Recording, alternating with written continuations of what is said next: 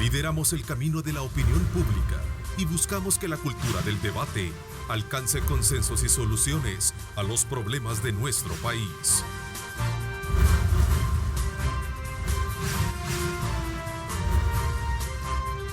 Diálogo con Ernesto López. ¿Qué tal? ¿Cómo están? Qué placer enorme saludarles a ustedes. Bienvenidos a este lunes 8 de octubre, como siempre agradeciendo a Dios Todopoderoso por darnos esa oportunidad de poder ingresar hasta la intimidad de sus hogares y poderles llevar a ustedes información de primera mano con esta cobertura especial. También sobre los acontecimientos que marcan el clima en el país y que ya están desde luego generando información desde los reportes que están haciendo nuestros corresponsales al interior de la República con relación al grado de afectación que muchos salvadoreños pues están teniendo ya a esta hora o de este día, mejor dicho, cuando ya hay desde luego los reportes pertinentes de los mismos. Es importante hacer ver, llamar a la población para que pueda tomar las precauciones del caso y sobre todo también que tomen en consideración todos aquellos aspectos de evacuación que están haciendo las entidades humanitarias. Vamos a estarle dando seguimiento, desde luego lamentando ya las primeras tragedias, las primeras muertes que desde luego está dejando a su paso esta tormenta que estará en las próximas horas todavía impactando sobre nuestro territorio, sobre todo también cuando se trata de mantenernos muy atentos. Vamos a estar como nuestros noticieros, con nuestros periodistas, desde luego muy atentos a llevarles a ustedes esta cobertura de acontecimientos que están marcando el grado de afectación de estas lluvias sobre el territorio nacional. Manténgase pendiente, por supuesto, y sobre todo atentos al mensaje que están haciendo desde luego nuestras autoridades. Hay clases suspendidas, hay un listado de 40 municipios donde están suspendidas las clases por 72 horas y se espera reanudarse el próximo día el jueves 11, según el reporte que han hecho las autoridades. La tragedia ya ha tocado desde luego muchos de nuestros municipios, especialmente la que veíamos ahí en el caserío de Mazala, esto en el cantón El Volcancillo, en el municipio de Huateca, Morazán, a causa del deslave de rocas que desde luego bajaron desde el Cerro El Garrobo, provocado precisamente por las lluvias. Así es que vamos a estar dándole seguimiento a estas emergencias que ya se reportan en los departamentos de Sonsonate, Bajo Lempa, Morazán, así como también La Unión, Berlín, La Unión y por supuesto también en San Miguel. Así es que vamos a darle seguimiento. Esta mañana acá en nuestros estudios para hablar también sobre el arranque de campaña que tuvieron los partidos políticos. Para este día, por cierto, el partido Arena ha suspendido debido a esta causa de temporal. Ayer lo hizo el partido Gana en La Unión, para hablar sobre un análisis de coyuntura política electoral y sobre todo lo que viene por delante. Nos acompañan acá en nuestros estudios Álvaro Artiga, el es politólogo, a quien le quiero dar la más cordial bienvenida. Doctor, bienvenido. Muchas gracias por la invitación. Es un gusto estar aquí con los televidentes. Bueno, nos acompaña Eduardo Escobar también, coordinador del Centro de Monitoreo de Transparencia y Democracia de Acción Ciudadana. Gracias también, Eduardo. Qué gusto saludarte. Buenos días, Ernesto. Gracias por la invitación. Bueno, Max Mujica también nos acompaña acá en nuestros estudios. Max, bienvenido. Gracias, Ernesto. Aquí contento de compartir con ustedes en esta lluviosa mañana. Bueno, vamos a desde luego a examinar así de manera muy puntual lo que ha sucedido en los últimos días, especialmente lo que este fin de semana generó ya el interés de los partidos políticos por entrar y el arranque de campaña como tal. ¿Cuál es la expectativa que se tiene alrededor o cuáles son las lecturas que podemos tener como antesala de lo que viene por delante a criterio de ustedes como conocedores e intérpretes de esta realidad electoral del país? Doctor.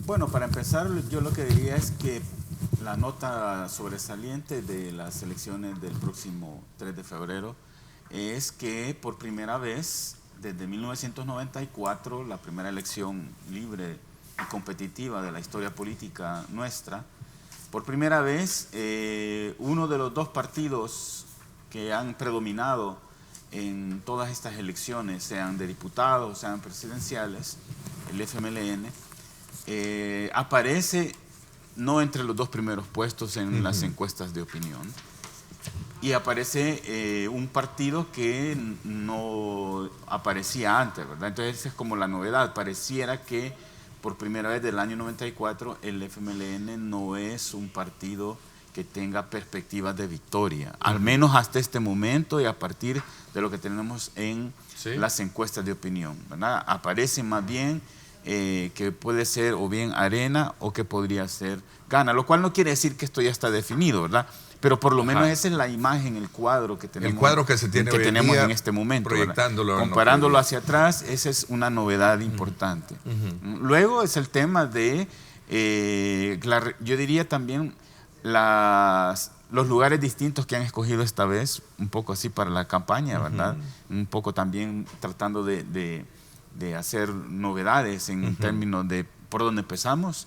Luego están las notas que ya conocemos de campañas adelantadas, ¿verdad? Incluso, como decía hace algunos días uno de los magistrados, ¿verdad? Ya se está haciendo campaña, pero todavía no habían candidatos inscritos, ¿verdad? Entonces yo creo que se va planteando interesante, al menos en ese juego, ¿verdad? Ya otra cosa son los contenidos de lo que están digamos, proponiendo, ¿verdad? Bueno, Arena tenía como lugar sede siempre el lanzamiento de su campaña Izalco, pero entiendo que para este día se suspendió, ¿no? Que era la parte emblemática por la cual ellos siempre lanzan su campaña o el arranque de su campaña como tal.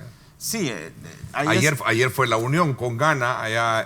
Claro, eso es lo interesante, ¿verdad? Que están escogiendo puntos fuera de San Salvador, así como, como diciendo, venimos en una marcha de la victoria desde fuera de San Salvador hacia San Salvador. Yo creo que hay un ¿Qué mensaje simbolismo. se pudo haber tenido? Simbólicamente la unión, ¿por qué? ¿Por el desarrollo que le estaban apostando ahora al debate o es por el olvido a la que siempre la región oriental ha estado sometida por los gobiernos? Bueno, yo creo que ahí hay esos tres mensajes, ¿verdad? Hay un poco de la zona oriental, digamos, siempre ha sido como menos protagonista en la vida del país. Incluso si no fuera por el Águila, pues a nivel de deportes también estaría un poco así. Y por el FIRPO también. Sí, ¿verdad? Entonces yo creo que tenemos ahí ese mensaje de la unión, ¿cómo se llama?, de la zona oriental, pero también tenemos este mensaje por los proyectos que se están llevando o se están planificando para la zona, ¿verdad? Para desarrollar la unión. Sí. Y yo creo que también hasta el tema de la unión, ¿verdad? Sí. El nombre del departamento. La unión hace la fuerza. Entonces yo creo que ahí se está jugando simbólicamente con estas cosas. Interesante. Vamos a ver qué piensan el resto a manera de introducción también de este tema. Bueno, mira, yo creo que ahorita se han mandado varios mensajes interesantes. No se debe de perder de vista la suspensión de la apertura de campaña por parte de Carlos Calleja. Creo que mandando un claro mensaje de, bueno, hay una emergencia nacional, no estamos para fiestas. Veamos, es un mensaje intentando conectarse con el pueblo y decir, bueno, si yo voy a ser un presidente, pues voy a ser un presidente cercano al pueblo. Contrasta la actitud de Carlos Calleja con, por ejemplo, la de nuestro actual presidente, que a pesar pues de que tenemos una emergencia nacional, sus apariciones públicas son, por decirlo de alguna forma, bastante esporádicas, bastante magras. En ese sentido, pues, Arena da un golpe interesante, pues, de tratar de conectarse con el pueblo en estas circunstancias.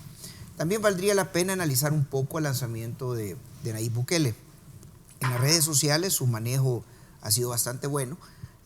Vemos a un lanzamiento de campaña probablemente con unas 3.000 más o menos personas.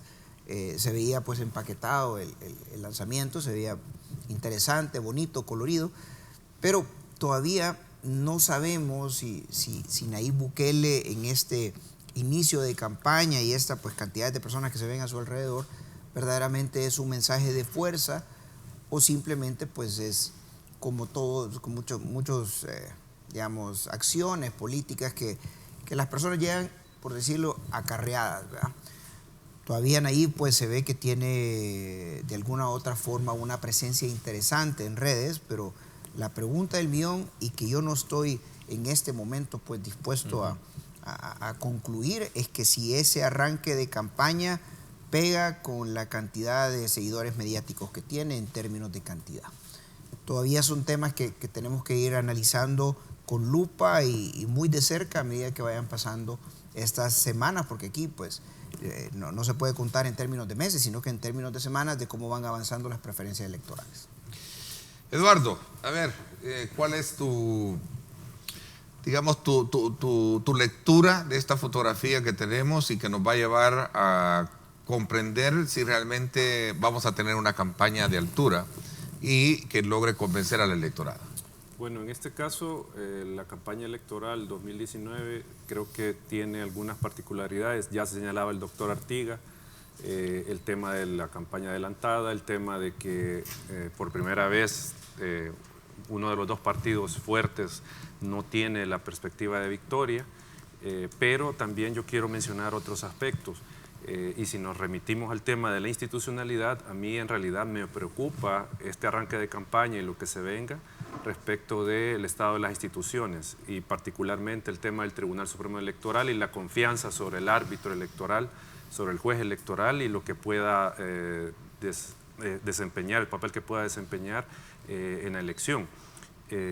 Obviamente hay una serie de llamados, discursos y pronunciamientos que no van a tono con el tema de darle certidumbre al ciudadano, y esto no es desde el Tribunal Supremo Electoral, más allá de algunas cosas que se le puedan señalar, pero los actores políticos están soltando una serie de mensajes a la ciudadanía que creo que no son los correctos, no son los adecuados, y esto se está reflejando también en la evaluación que la ciudadanía hace del Tribunal Supremo Electoral. Y esto creo que nos debería de preocupar en el sentido de si no tenemos confianza en el juez electoral, va a ser difícil que ante un resultado adverso los partidos, los candidatos o incluso los militantes de los partidos, la ciudadanía, acepte un resultado y no haya ningún problema. A mí me parece que las condiciones se están planteando para que haya algún problema ante el resultado. O sea, me parece que eso están generando, porque vemos desde diferentes sectores un señalamiento de desconfianza del Tribunal Supremo Electoral. Entonces eso puede, plantear este escenario. Y si a esto le sumamos que no hay un tribunal constitucional que pueda en última instancia intervenir si hay una violación a la Constitución o a un derecho constitucional de candidatos, entonces eso se suma a este escenario que nos puede, que podría desembocar en una crisis política, que no, o sea, que está ahí, que está la posibilidad, y que esto podría ser en realidad grave. Recordemos que la Sala de lo Constitucional ha tenido una participación, ya sea que lo aprobemos o no, pero ha tenido una participación que desde nuestro punto de vista por Constitución y ley le corresponde en el tema electoral. 2014 resolvió demandas que se presentaron contra la inscripción de candidaturas, la rechazó, e igual Sala de lo Constitucional resolvió el amparo que presentó la fórmula presidencial de Arena, recordemos, después del escrutinio, tuvo una participación. En 2015 ordenó la apertura de urnas para el conteo en el caso del departamento de San Salvador. Entonces ha tenido un papel en la Sala de lo Constitucional de última instancia a la hora de las elecciones. Entonces están estos llamados, está esta desconfianza, se ha señalado el tribunal, no hay Sala de lo Constitucional, entonces hay que ponerle atención a esa situación ante un resultado muy cerrado o un resultado que no acepte ninguno de los contendientes. Bueno, esta mañana, por cierto, uno de nuestros matutinos prevén crisis política por falta de Sala de lo Constitucional ante las elecciones de 2019.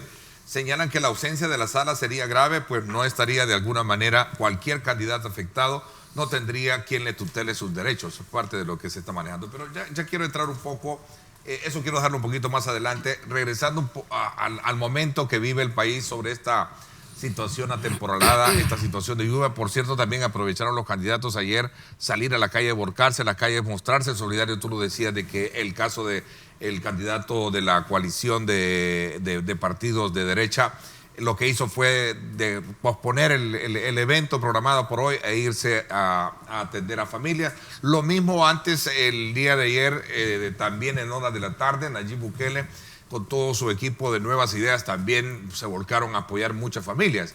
Creo que también es parte de la actividad en la que vamos a estar acostumbrados. Pero, ¿qué es lo que a ustedes en esencia vamos a tener como propuestas en estas elecciones que nos van a generar y a despertar ese gusanito de que sí vale la pena ir a votar por ellos?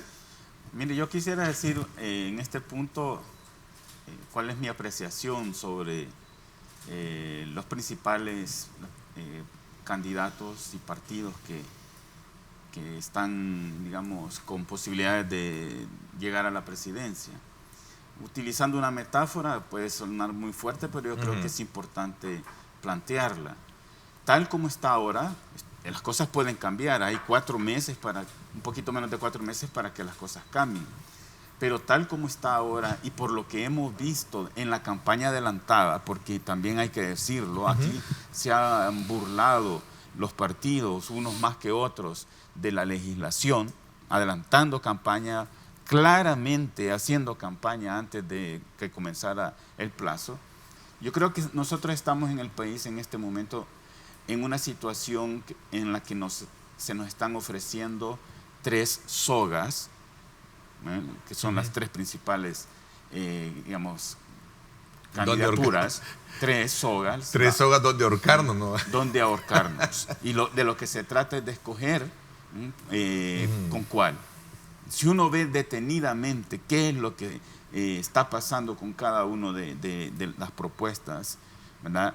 Y ve los problemas, por ejemplo, los que usted mencionaba, Eduardo, o ve este tipo de problemas medioambientales. Ahora está lloviendo, pero ya luego vendrá el verano y entonces estaremos pensando en sequías. Ya este año ha sido muy crítico. Si uno ve este tipo de propuestas sobre privatización del agua, ¿verdad?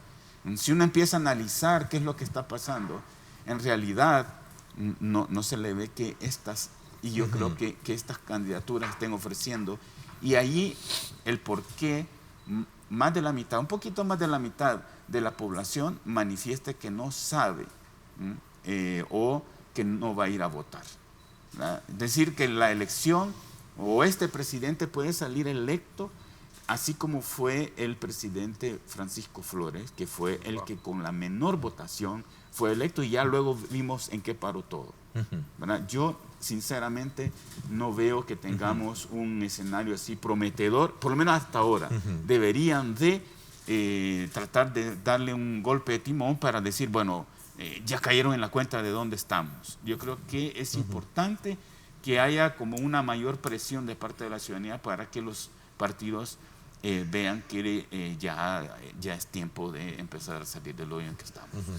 Bueno, yo, digamos, no estoy en una línea tan pesimista como tú, digo, doctor Artiga, o sea, en términos de pensar de que estamos buscando al menos peor, pues, o sea, porque vendría siendo cuál de las sogas es la que quizás aprieta menos, vea. Yo pensaría que los candidatos, y lo ha señalado la ciudadanía en reiteradas ocasiones, están con un compromiso ante un Salvador, ante un país diferente, porque ahora la ciudadanía ha evolucionado, es más sensible ante la situación política. Ya no estamos, digamos, escogiendo al más simpático, al de la mejor sonrisa, al que, digamos, tiene más plata para hacer spots publicitarios, sino que la ciudadanía debería de estar despierta en atención a cuál candidato verdaderamente le viene a traer las soluciones. Si lo ponemos desde la perspectiva práctica, digamos, de la empresa privada, una empresa cualquiera, aunque sea una empresa pujante, puede llegar a quebrar, puede llegar a desaparecer del mercado si no tiene un buen gerente. Si eso es cierto para una empresa pujante, es todavía más cierto para una empresa en crisis que necesita no solo un buen gerente, sino que quizás necesita un gerente extraordinario.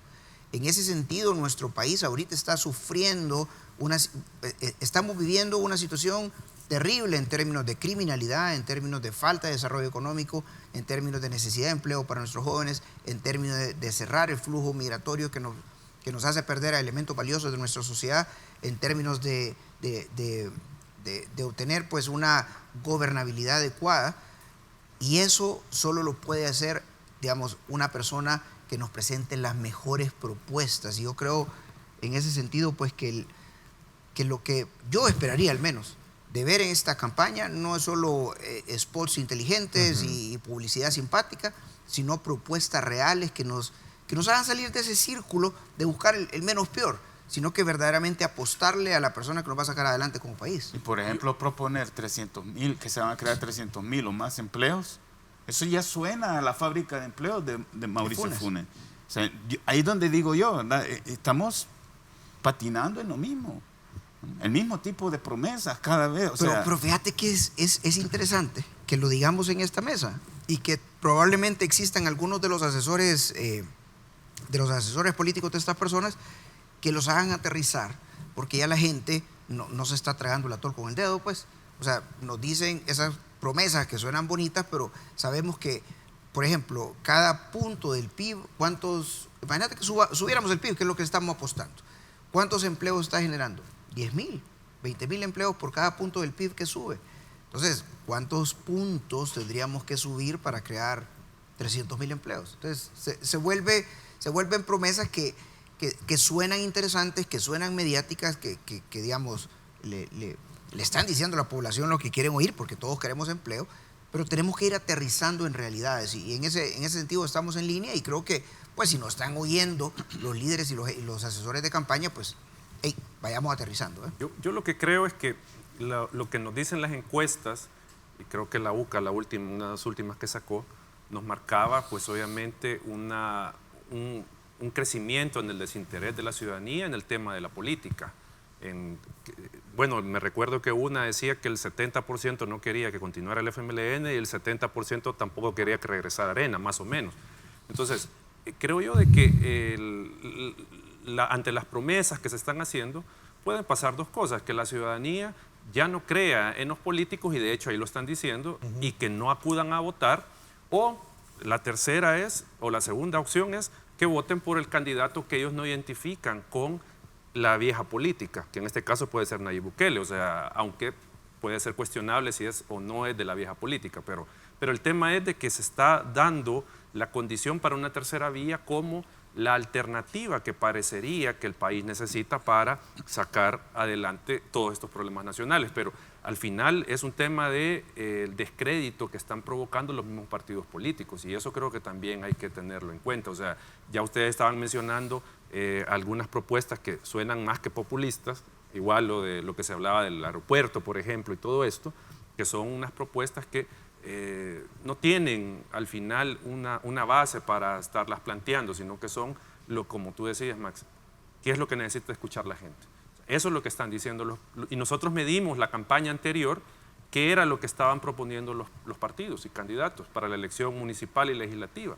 Y encontramos que muchas de las cosas que se estaban planteando y proponiendo era precisamente lo que la gente quiere escuchar, o sea, pero no habían, si se quiere, medidas concretas donde se midiera costo-beneficio, plazo de implementación, sino que eran medidas genéricas, y eso es lo que deberíamos de estar escuchando. Pero yo no sé si ustedes han visto, o es una particularidad que he logrado ver en este proceso de campaña, es que los candidatos, aparte de vociferar algunas cifras en términos de lo que usted decía, de ofrecer la generación de empleos de X cantidad, yo no he visto un plan consistente que me demuestren, que digan y que verdaderamente sustenta el eje de acción de la propuesta que van a hacer estos partidos. Yo no sé si me equivoco un poco en este planteamiento que estoy haciendo en la mesa.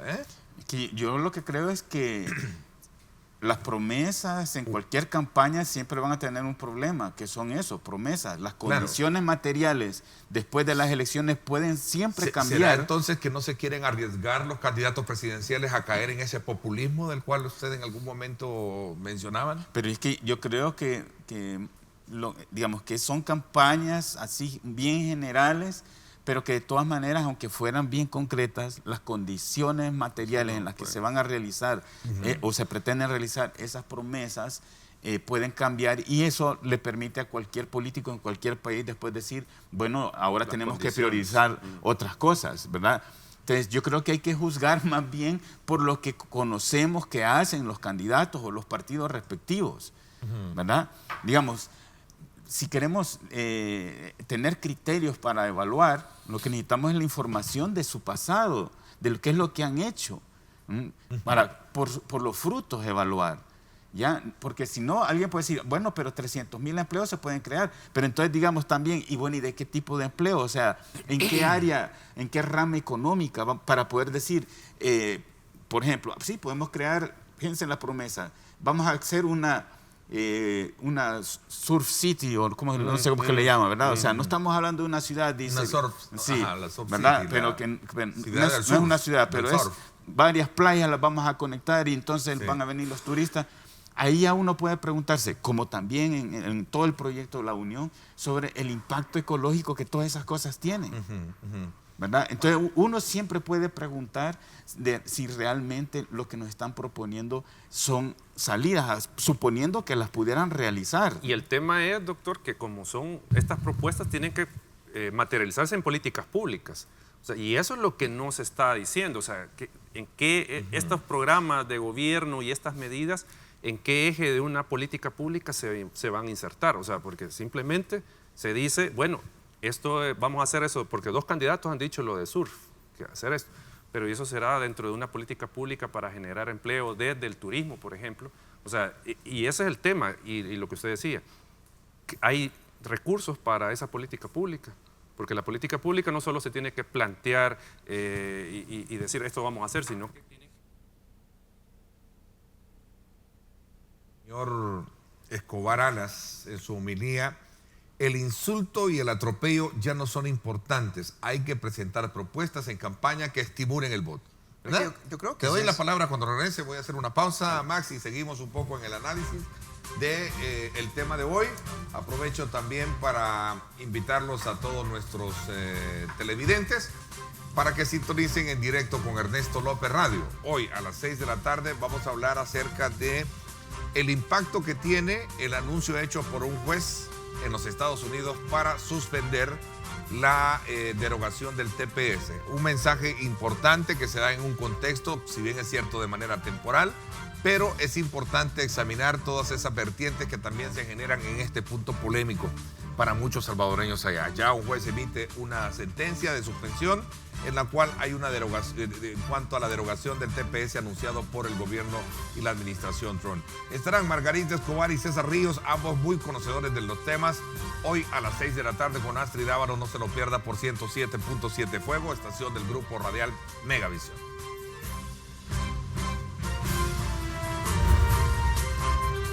Diálogo con Ernesto López. Estás viendo Diálogo con Ernesto López.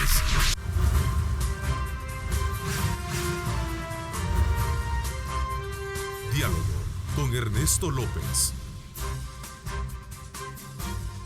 Nosotros a esta hora de la mañana, desde luego muy pero muy pendientes de todo el acontecer que marca la información última sobre el reporte de lluvias y las implicaciones que éstas están generando, producto de las constantes, desde luego, lluvias y la vulnerabilidad misma del territorial que tenemos. Así es que estar muy pendientes de cómo va en curso esta situación de temporal y sobre todo también de esta tormenta Michelle que va rumbo a la Florida y por supuesto está dejando una constelación de agua para la región centroamericana y especialmente en nuestro territorio.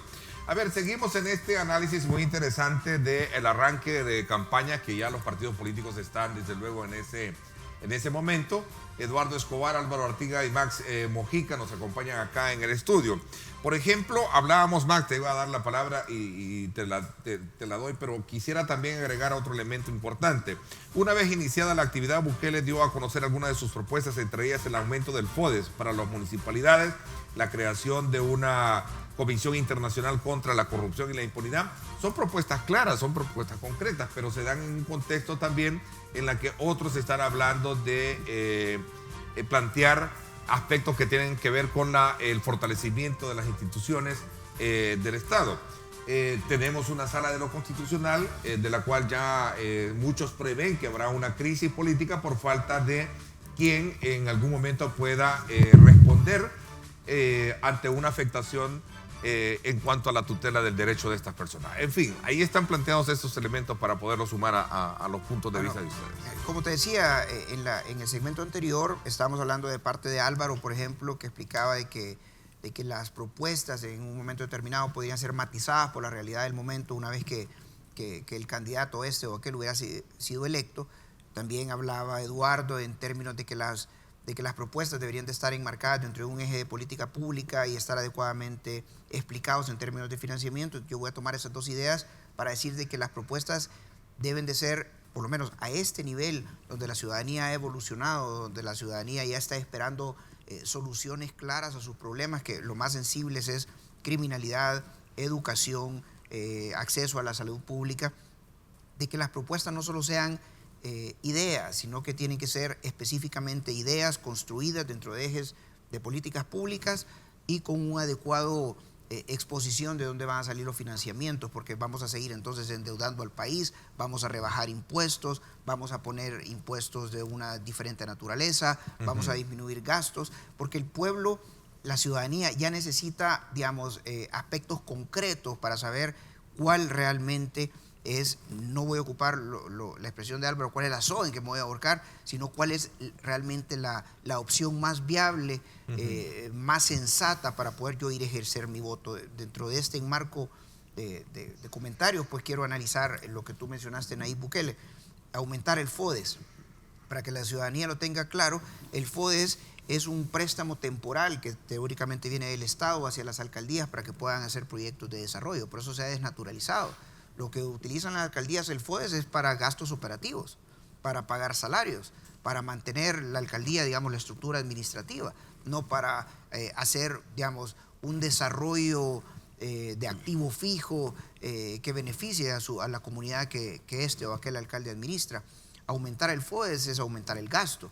Y si nosotros aumentamos el gasto en un país que ahí sí ya estamos ahorcados por el gasto, entonces venimos a reanalizar y replantear la propuesta, en vez de tal vez decir, señores alcaldes, el mensaje es que ustedes tienen que ser más eficientes en términos de recaudación tributaria y de impulsar los desarrollos de sus propios municipios.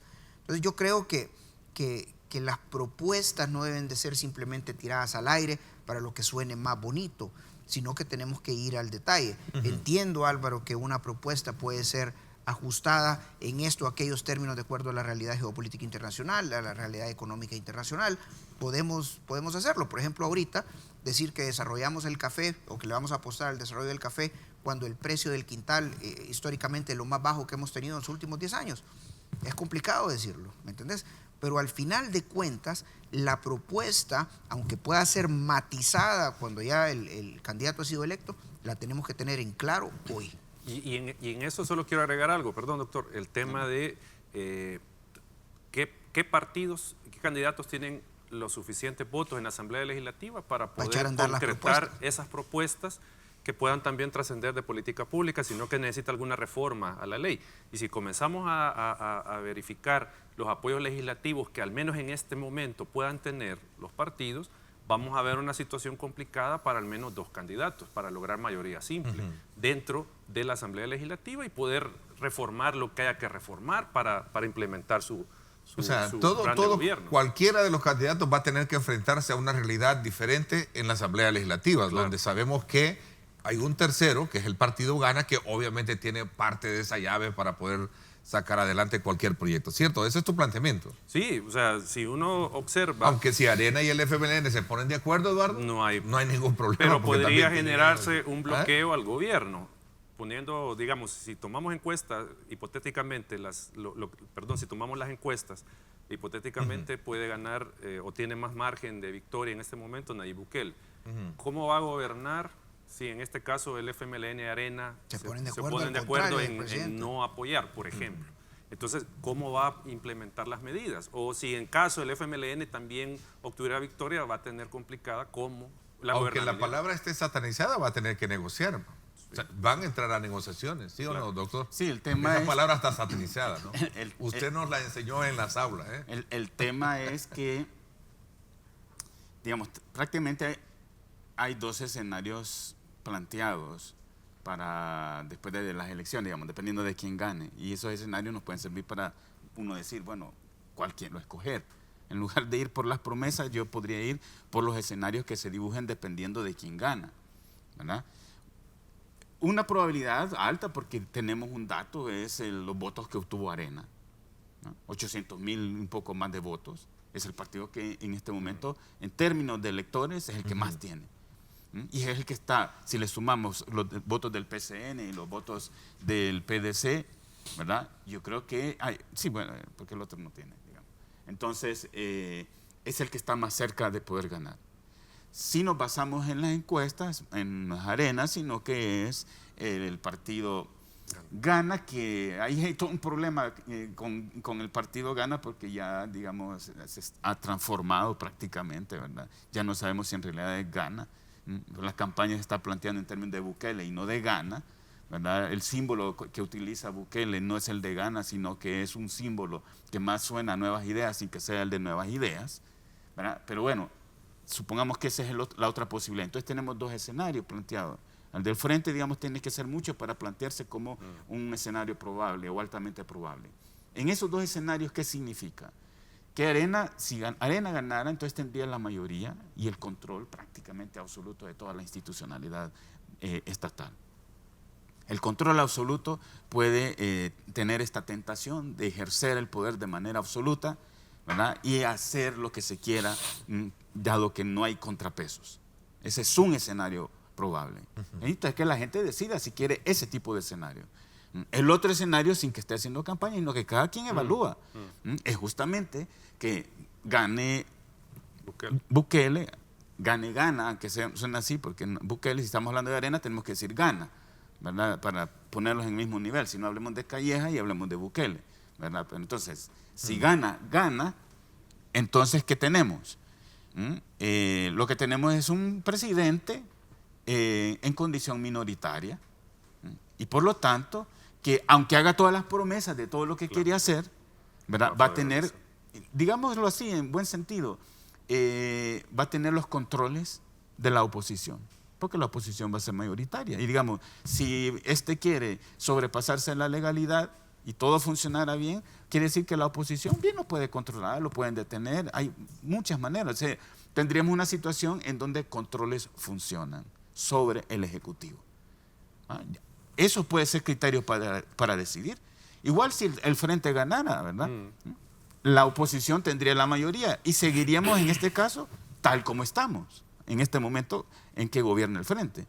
Entonces hay tres escenarios, ¿verdad? Uno que es exactamente como estamos, otro que es un presidente minoritario que podría hacer cosas, podría negociar, podría hacer cosas, y que si se intenta pasar de la legalidad, pues tiene la oposición que lo controla, o tenemos el tercer escenario que es el control absoluto institucional. Pero fíjate que pero lo que pasa es que tú estás planteando como que nos fuéramos a los 80 con la planadora verde de José Napoleón Duarte.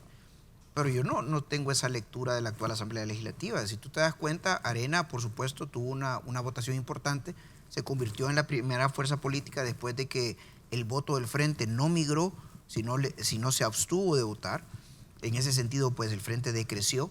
Pero si tú te das cuenta, Arena, y veámoslo con la Sala de lo Constitucional, no ha tenido la capacidad de elegir la que quisiera. No, Tal vez porque es mayoría simple. Votos, pero la mayoría simple.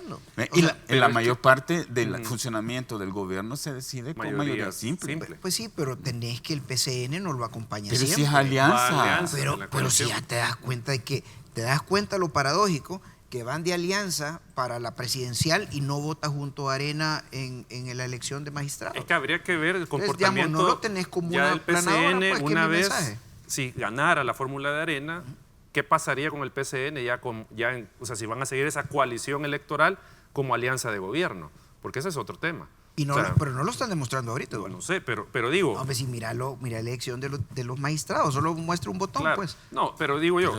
Pero si botones tenemos toda la historia de la alianza PCN-Arena durante todo el tiempo que gobernó Arena. Es que yo creo que la alianza, la coalición electoral lleva, desde mi punto de vista, perspectiva de ser alianza de gobierno ya, cuando estén en el gobierno, que hay una alianza y obviamente eso asegurarle la mayoría simple al menos al partido Arena junto con el PCN.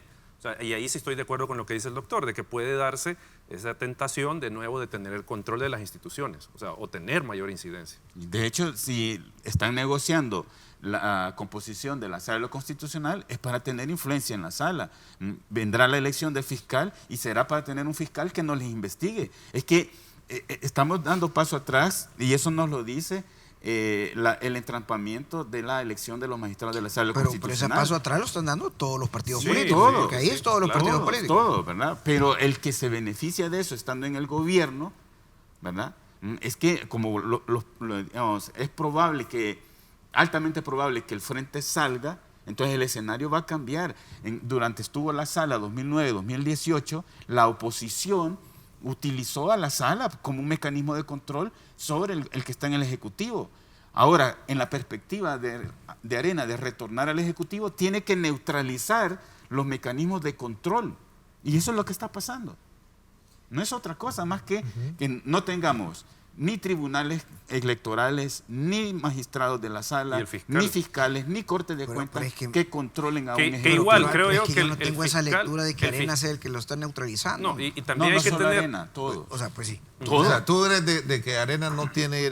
Mira, lo que pasa es que yo no estoy en este panel, digamos, defendiendo a Arena, Claro. pues, pero el punto que lo que estamos diciendo es de que claramente El entrampamiento se lo puede hacen apreciar de que otros y no existe Arena. un entrampamiento en términos de que tenemos un diputado independiente que tenía el mejor baremo para calificación de la sala. Y yo soy testigo, porque yo he acompañado en alguna medida el proceso de elección de magistrados, de cuáles han sido los magistrados más capaces. Yo creo que tú también los conoces. ¿Quiénes han sido los magistrados más capaces? Los magistrados que tienen un historial académico, historial profesional, historial de servicio público, y que hay digamos, candidatos que no necesariamente cumplen con los mejores requisitos y están siendo propuestos por instituciones como Gana en términos de querer ponerlo claramente como una cuota partidaria, más allá del término de que no reúnen las condiciones de meritocracia. Yo no estoy visualizando pero Es que para hay- nadie yo- es un secreto de que hay un juego de ajedrez donde se están moviendo piezas a conveniencia de cada uno de ellos. Es que O sea, el tema de... porque del si cambio, tú le preguntas al FMLN y le preguntas a Gana, te dicen es que Arena está imponiendo los de ellos. Es que al cambio de gobierno, obviamente, van a buscar de alguna manera los que entren, que no los controlen y que no los vayan a investigar Claro. por cualquier cosa. Y los que salen, lo mismo. Pues sí, Los que salen no van a querer que se investiguen. claro. ¿Sí? Entonces, ahí estamos hablando de que Profundicemos un cómo poquito se en controla la eso. Prevén institucionalidad. crisis política por falta de sala de lo constitucional ante estas elecciones del 2019. Todo eso va ya acorde a lo que podría ocurrir en enero. Ya debería de estar la discusión. Creo que hoy en noviembre, diciembre debería estar la discusión para elegir al nuevo fiscal, ¿no? En noviembre. Si es en noviembre, ¿verdad? Sí. van a hacer combo. Sí. Seguramente. Y si vamos a hacer una pausa y regresamos un poco con este análisis, gracias a usted por estar participando. Nos interesa, desde luego, como siempre, motivarlo, incentivarle a esa interacción con nosotros. Formule sus comentarios, sus buenas preguntas, sea parte de nuestra base de contactos con esos aportes importantes. Deje a un lado el insulto, deje a un lado lo peyorativo, deje a un lado lo que significa la falsa acusación. No, aproveche nuestras redes para que usted también aporte significativamente con sus comentarios. Vamos a la pausa, 7:20. Gracias por estar con nosotros.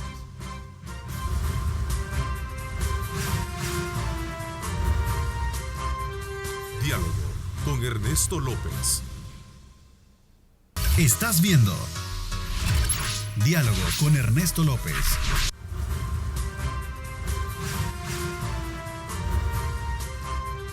Diálogo con Ernesto López. Bueno, gracias nuevamente por estar con nosotros. Más allá de la postura que tengan los partidos políticos para poder nombrar a los funcionarios a la Corte Suprema de Justicia, especialmente en la sala y uno de los civil, actualmente las consecuencias es que estamos sin medidas cautelares, sin seguridad jurídica, no hay fallos de seguimiento, sin frenos y contrapesos. Pero esto corre por la responsabilidad de cada uno de los partidos políticos. Viene la elección del fiscal general en febrero, enero, ¿verdad? Enero, que debería de tenerse ya una discusión como esa, doctor Artiga, y el resto tienen la palabra. Yo creo que la elección del fiscal es clave para, digamos, o está vinculada con los escenarios electorales, sobre todo porque, siguiendo la idea anterior, ¿verdad?, de que todos los partidos quieren amarrar los controles para que no les controlen, entonces el fiscal entra ahí como alguien que podría investigar o alguien a quien pueden neutralizar, aunque lo reelijan, ¿verdad? Y entonces, claro, para la reelección del fiscal se necesitan los votos de Gana o los votos del Frente, ¿verdad? Que ambos están interesados, por lo que hemos visto, en que no les controlen. Entonces quiere decir que la elección del fiscal puede llegar a concretarse, pero a cambio de que no se investigue. Es que yo a lo que voy es que después vendrá la elección de la Corte de Cuentas, ¿verdad? Vendrá la elección del procurador o procuradora para la defensa de los derechos humanos. Todos son mecanismos de control. No sé cuándo habrá que sustituir a los comisionados del Instituto de Acceso a la Información. Entonces, todos los mecanismos de control están tratando de ser controlados por los partidos, dada la experiencia negativa que han tenido en el marco de los 9 años de la Sala de lo Constitucional que salió este año. Pareciera que no quieren una sala ni cualquier otra institución que les controle, todos los partidos. Lo que yo digo es que eso beneficia al que esté en el gobierno, ¿verdad? Porque puede entonces llevar adelante su agenda sin controles, y ese es el tema, ¿verdad? Mira, lo que pasa es que ojalá que buscaran llevar su agenda sin controles. Yo lo que creo que buscan es un salvoconducto para términos de corrupción, pues, porque No, digamos, pues, claro. porque la agenda puede ser incluso positiva. No, pues, pero ¿verdad? no. Aunque fuera positiva, no se puede llevar a cabo No, sin pero controles. vuelvo y te ¿Ves repito. dónde está la tentación autoritaria? Pero, pues porque sí, a la vuelvo y gente te se le repito. puede proponer las medidas correctas. Digamos, vamos a poner un ejemplo. Seguir expandiendo el cultivo de la caña de azúcar para generar empleo, para que haya mayor ingreso. Pero ¿cuáles son las consecuencias del cultivo de la caña de azúcar? ¿Qué es lo que está pasando primero, con el uso del agua para eso? Segundo, con la contaminación del agua subterránea. ¿Verdad? Habría que hacer una medición respecto de los casos de insuficiencia renal, si están vinculados con el cultivo de la caña de azúcar.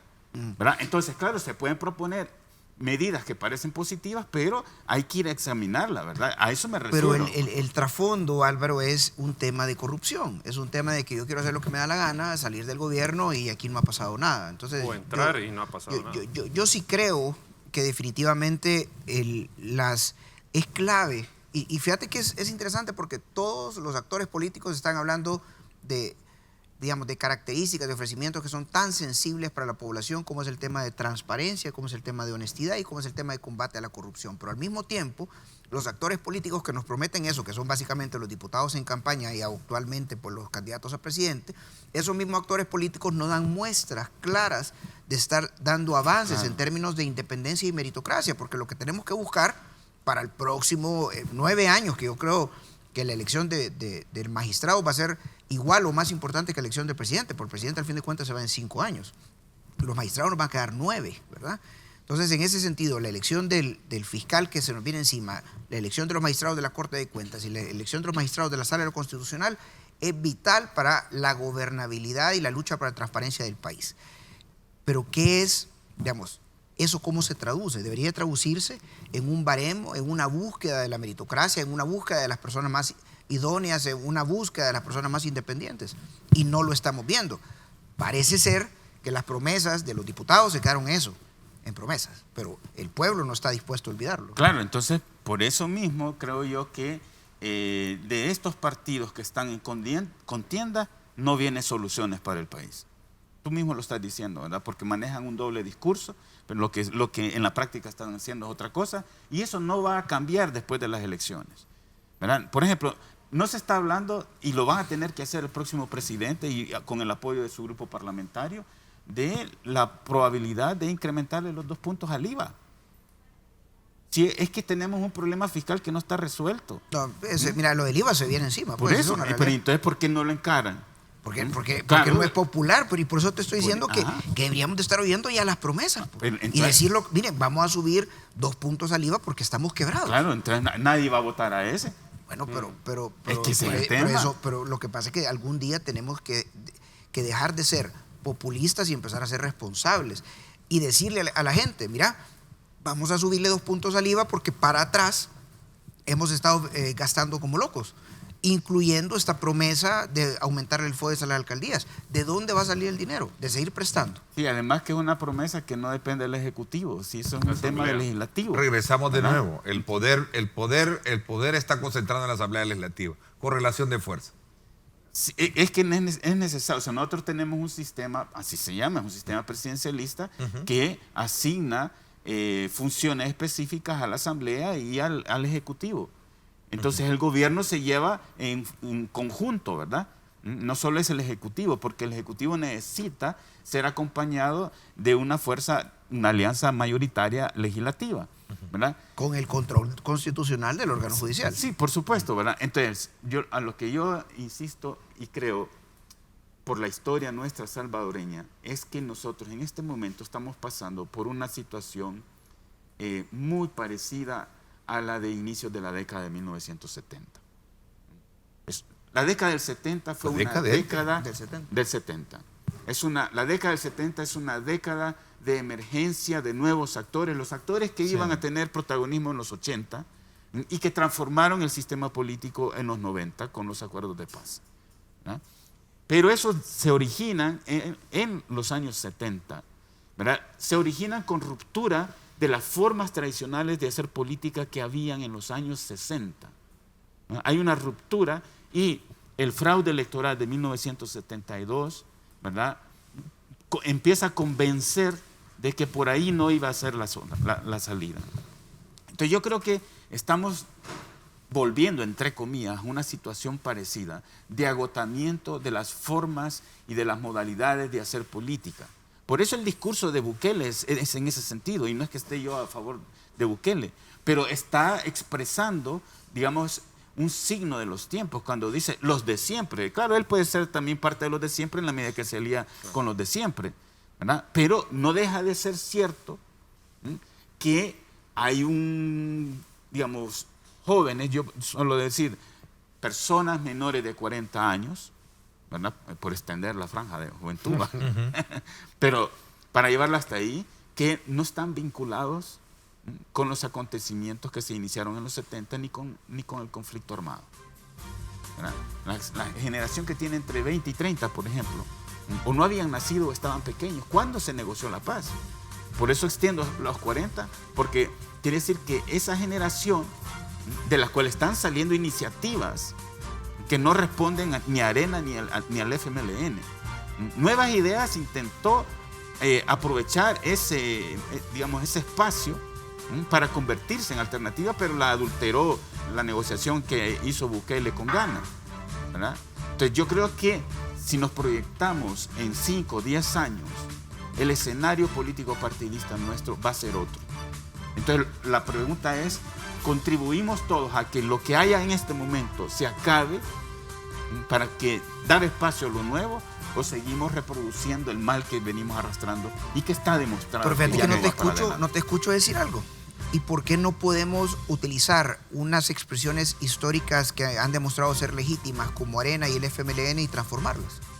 Entonces, yo creo que eso es posible todavía. Eso es lo que han intentado algunos desde dentro del partido y han fracasado. Pero lo que pasa es que lo que yo sí sostengo es que tanto en Arena como en el FMLN se tiene que ver un relevo generacional.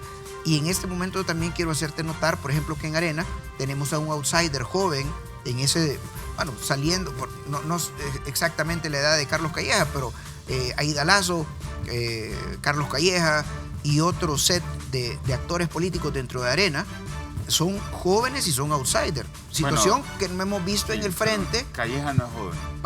Pero situación que no hemos visto en el frente todavía. Pero yo sí creo, y esto es un llamado a los jóvenes del frente, pues que de alguna u otra forma, jóvenes revolucionarios, pues, que yo creo que el frente también debe ser sustituido. Yo antes tenía esa posición, tenía la esperanza de que la militancia con las elecciones internas se hiciera cargo de los partidos y los reformara. Sí, pero no permitieron las cúpulas. Claro, entonces, y no lo van a permitir. No permitieron las cúpulas. Pero tienen que salir algún día, hombre, aunque sea, no, aunque sea por el hambre. Lo que nos muestra la historia salvadoreña es que cuando se agotó el PCN y el PDC, surgieron estos dos que ahora estás mencionando. Y ahora estos están llegando a su final. Ok, vamos a desde luego ir allanando el camino hacia la conclusión de esta lectura importante sobre el escenario electoral en el que se mueven los partidos políticos y el arranque de las campañas que este fin de semana la teníamos previsto. Por supuesto, vamos a invitarlos como siempre a ustedes que participen, @diálogo21, @Neto López Radio. Son las 2 cuentas en Twitter disponibles. Y desde ya pues invitarlos también para que se mantengan pendientes de este proceso importante de canonización que vamos a transmitir como Grupo Megavisión desde el Estado del Vaticano. No se lo pierda, desde luego, una transmisión especial que estaremos tutelando este servidor en compañía de todo un equipo también de trabajo, Roberto Hugo Presta, nuestro productor Carlos Saza y por supuesto Elmer Rosenberg, que estaremos enviando, llegando con toda esa, desde luego, información de primera mano desde el Vaticano. Así es que pendientes de nuestra señal. Vamos a la pausa y regresamos con más.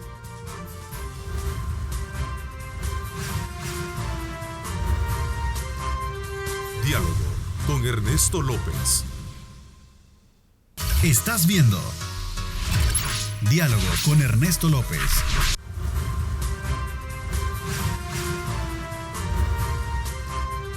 Diálogo con Ernesto López. Bueno, gracias nuevamente por estar con nosotros. Tribunal Supremo Electoral es el árbitro que va a tener que definir esto. Hay complejidades, escuchaba extra cámara. ¿Cómo lo perfilas tú, Eduardo? Es que hay ciertos elementos que al menos a mí me dan cierta señal de alerta y espero equivocarme, pero uno, el descrédito que tiene en este momento la autoridad electoral, en parte por algunas decisiones que ha tomado que se pueden cuestionar, pero también por lo que se está diciendo desde ciertos sectores.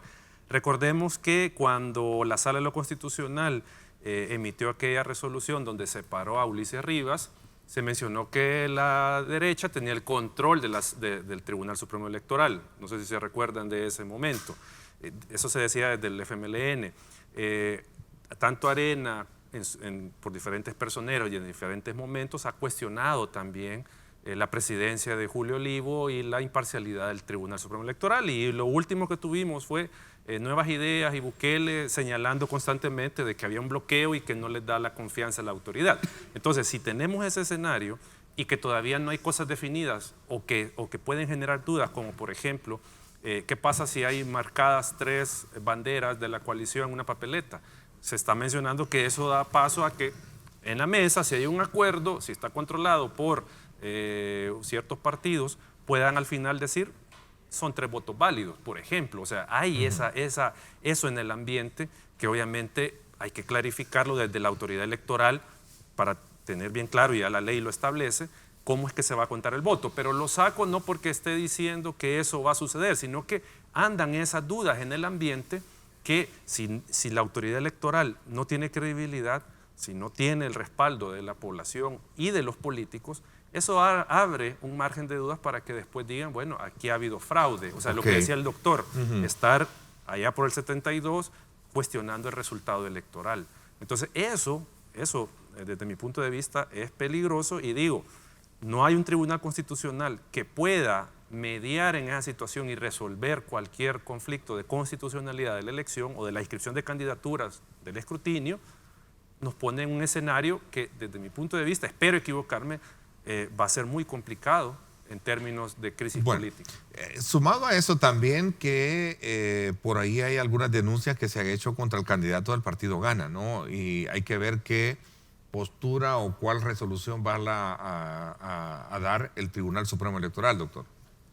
Sí, por eso yo pienso que, un poco en la línea de lo que plantea Eduardo, que sí, la autoridad electoral no está a la altura y ha venido perdiendo, digamos, esa credibilidad, no solo en este momento, sino que hay una tendencia, ¿verdad?, de déficit en la gestión de la calidad de las elecciones, que nos está llevando a una situación en donde, si bien es cierto, la mitad de los que pueden votar no confían en la autoridad, uno podría decir, sí, pero aunque no confíen en la autoridad, lo más importante es que sean los que están compitiendo los que confían en la autoridad, de que el juego, digamos, está siendo arbitrado de manera neutral. Ya vimos en la elección de marzo de este año los cuestionamientos de parte de los contendientes a la autoridad electoral. O sea, yo lo que veo es que cada vez estamos cayendo en gradas en términos de lo que se construyó, digamos, la institucionalidad electoral creada con los acuerdos de paz. Estamos llegando al punto mínimo, digamos, es decir, el punto mínimo de credibilidad. De credibilidad, no solo de la autoridad electoral, sino de toda esa institucionalidad, ¿verdad? Entonces, si no queremos entrar en un vacío, digamos, en una crisis política de gran envergadura que nos lleve a converger en este momento con Guatemala, con Honduras y con Nicaragua, ¿verdad? Entonces habrá que hacer algo. Y en ese habrá que hacer algo es que yo no veo a estos partidos como solución. No quiere decir que no puedan aportar, pero lo que están haciendo en este momento no va en esa línea. Al contrario, están deteriorando más el asunto. Entonces, frente a eso, mi planteamiento es que tendrá que formarse una alternativa a estos partidos. Mientras eso no se establezca, ¿verdad? Y que probablemente va a durar un buen trecho de años. Y por esto también es que yo estaba hablando de las similitudes con la década del 70, ¿verdad? El deterioro de lo que hay en 1960, en 1960, ¿verdad? Tiene que recorrer, no por necesidad, sino que así se dieron las cosas, toda una década de gestación de nuevas organizaciones. De ahí salieron Arena y el FMLN, ¿verdad? En 1980 el FMLN y en 1981 Arena. Pero eso tiene un proceso de gestación de 10 años por lo menos. Nosotros ahora estamos como comenzando a entrar en el túnel verdadero, vamos a decirlo así, ¿verdad? Si no queremos que ese túnel no sea muy largo, pues vamos a tener que hacer cosas.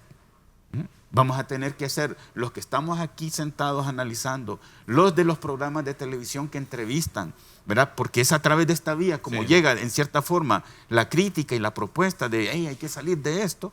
Como eso no se materializa en los partidos políticos vigentes, pues vamos a tener que buscar alternativas. Si no, hijos y nietos son los que van a sufrir las consecuencias. Yo solo quiero agregar algo brevemente, Ernesto, con lo que yo mencionaba. Creo que en este momento es fundamental que el Tribunal Supremo Electoral dé certidumbre del proceso, tanto a la ciudadanía como a los actores políticos, con una serie de medidas que tienen que ver con la transparencia y asegurar que el resultado va a ser el que la población establezca en las urnas. O sea, creo que eso es fundamental que lo dé esta señal del tribunal en este momento. Y lo otro es, la ciudadanía organizada y la comunidad internacional tiene que tener un papel de vigilante del proceso electoral para dar fe de que el resultado se respetó, porque eso es otro de los temas fundamentales, la observación electoral para este momento, y que el tribunal también haga de su parte, dando estas señales de confianza sobre el proceso electoral. Si no, vamos a tener un problema. Populismo no hacen los partidos, sino las personas, dice, y no se vale que hayan candidatos en este momento haciendo, desde luego, populismo de muchos aspectos que tienen que ver con la situación de temporada, alguien que se suma a este punto. Bueno, vamos a una pausa y regresamos con las conclusiones del caso.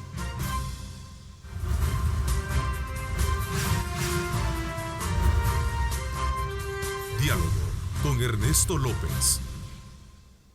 Imaginar es pensar en grande. Prepárate hoy. Estudia en la UFG y amplía tus oportunidades. UFG, tecnología, innovación y calidad.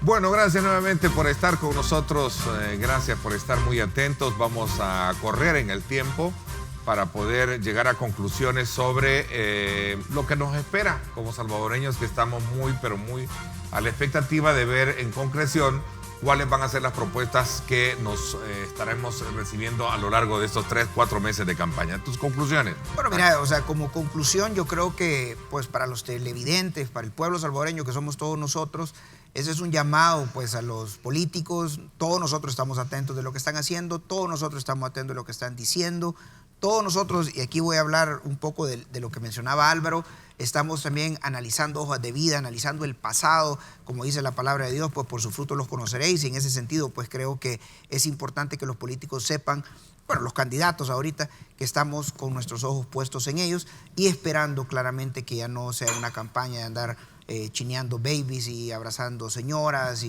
sino que sea una campaña propositiva que vaya mucho más allá de la imagen que se puede comprar con dinero en términos de propaganda electoral, en términos de spots publicitarios pegajosos, en términos de jingles, sino que en términos de, bueno, cómo vamos a salir adelante, cómo vamos a sacar adelante este país, cómo vamos a solucionar los problemas de criminalidad, cómo vamos a solucionar los problemas de escasez en los hospitales, cómo vamos a manejar la deuda internacional, cómo vamos a luchar contra la corrupción. Yo creo que, pues como pueblo, estamos esperando precisamente eso, más allá de lo que se pueda vender una imagen ya sea pues en televisión o en los medios. Eso es lo que estamos haciendo. El Ojo que todo lo ve, por cierto, publica un periódico este día y que tú haces referencia de la incidencia que van a tener las redes sociales en este proceso de elecciones. Sí, la idea, pues, con mi editorial de hoy, que pues, muchas gracias por haberlo mencionado, es el tema de que el Internet se ha venido a instalar, digamos, en nuestras vidas y nosotros tenemos que luchar para ser un poco más críticos y analizar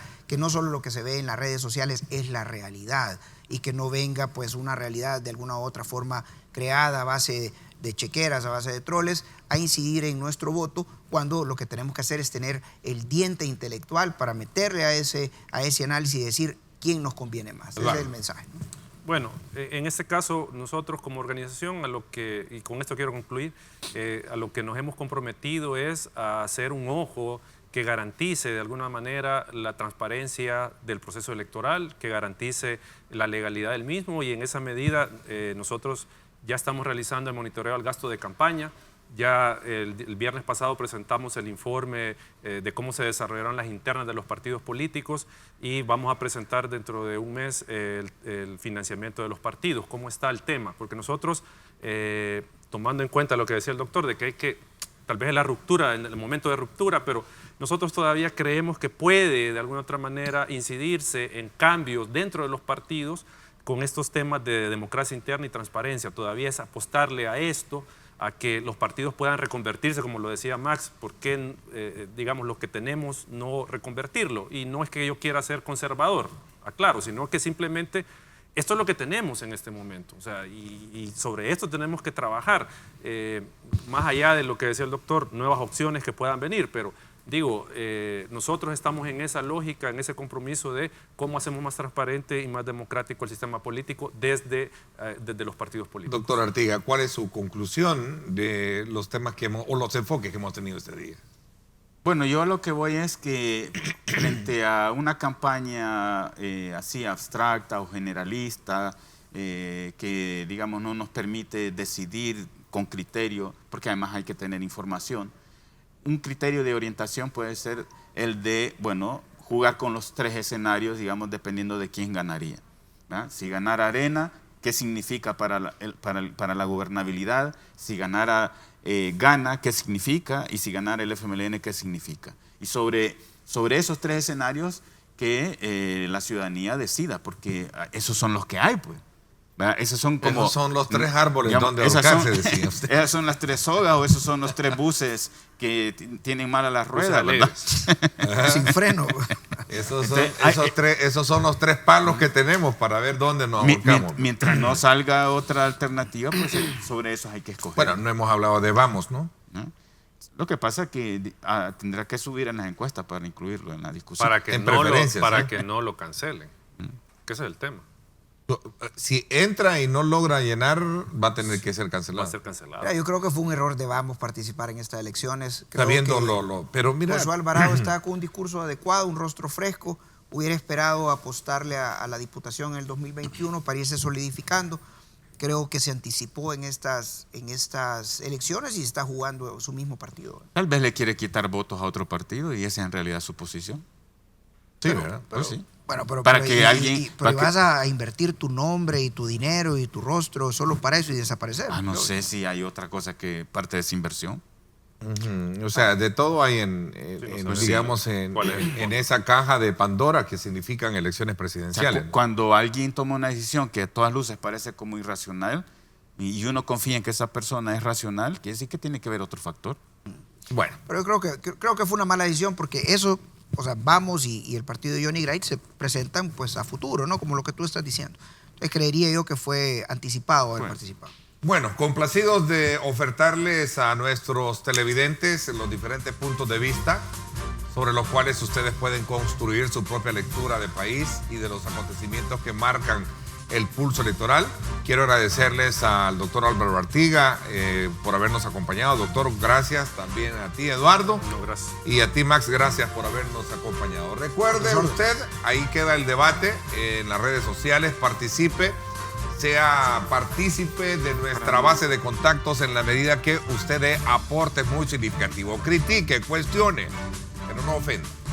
Esas son las redes sociales, para eso sirven, para construir esos canales de comunicación muy importantes. Así es que aprovéchelos y de esa manera pues estamos en contacto. Gracias, por mi parte los espero hoy a las 6 de la tarde en directo con Ernesto López Radio.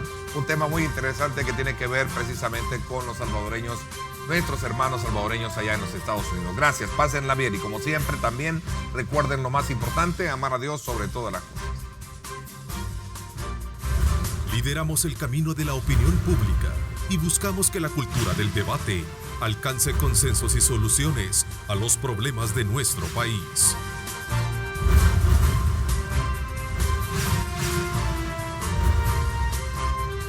Diálogo con Ernesto López.